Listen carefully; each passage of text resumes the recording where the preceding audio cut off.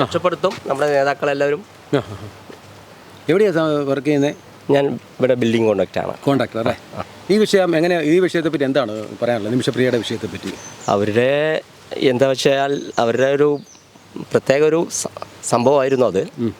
പക്ഷെ അവരെ ജീവൻ അവർ നിലനിർത്തി. ആ ഒരു സാഹചര്യം അവർക്ക് വേണ്ടി വന്നു. പക്ഷെ അതൊരു കുറ്റവാളിയായിട്ട് കാണാൻ പാടില്ല. വന്നു പെട്ടതാണ്. അപ്പം അതിന് മോചനം തന്നെയാണ് വേണ്ടത്. എത്ര കാലമായിട്ട് അറിയാം നിമിഷപ്രിയയും വീട്ടുകാരെയൊക്കെ? ഞാനിവിടെ അല്ല, ഞാൻ ഇവിടെ നിന്ന് ഒരു 5 കിലോമീറ്റർ അപ്പുറത്താണ്. പക്ഷെ എന്നിരുന്നാലും നമുക്ക് ഈ റൂട്ടൊക്കെയാണ്. അപ്പോൾ അറിയാം ഇപ്പോഴത്തെ പ്രവർത്തനങ്ങൾ കുറച്ചുകൂടെ നേരത്തെ ആകണമെന്ന് അതായിരുന്നു കറക്റ്റ്. ഒരുപാട് വൈകിപ്പോയി. അന്നേരം തന്നെ ഒരു 2 മാസത്തിനകത്ത് തന്നെ കുറച്ചുകൂടി സ്ട്രോങ് ആയി കിട്ടിയിരുന്നെങ്കിൽ കുറച്ച് നമ്മൾ രക്ഷപ്പെടുമായിരുന്നു. അതിനകത്ത് ഉദാസീനത കാണിച്ചു എന്നാണോ എല്ലാവരും?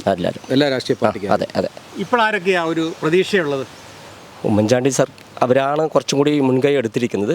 ചാണ്ടി ഉമ്മനാണ്, അവരെയാണ് പ്രതീക്ഷ. കാന്തപുര അബൂബക്കർ, യൂസഫ് അലി അവരാണ് ഇപ്പോൾ മുൻകൈ. ഈ അമ്മയെക്കുറിച്ചും ഒരു മോളെക്കുറിച്ചും ഒക്കെ ഓർക്കുമ്പോൾ നമുക്ക് സങ്കടമാണ്. തീർച്ചയായിട്ടും. ഒരു പ്രാർത്ഥനയും ഒരു ആഗ്രഹവും ഉണ്ട്. തീർച്ചയായും എല്ലാവർക്കും നമ്മുടെ നാട്ടിലെ എല്ലാവർക്കും ഒരു മോചനമാക്കണം എന്നാണ് പ്രാർത്ഥന.